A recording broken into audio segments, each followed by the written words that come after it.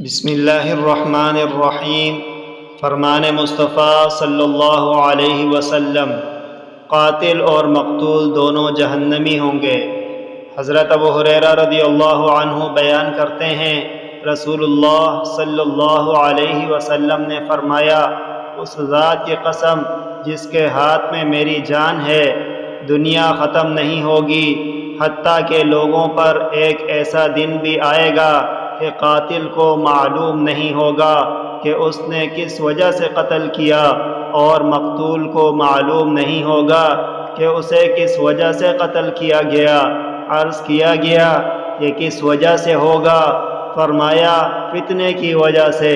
قاتل اور مقتول دونوں جہنمی ہیں۔ رواہ مسلم۔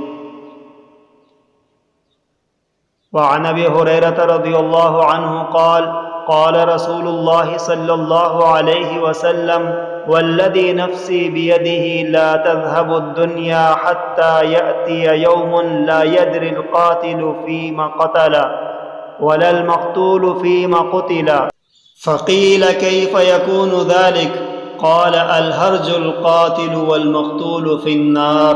رواہ مسلم۔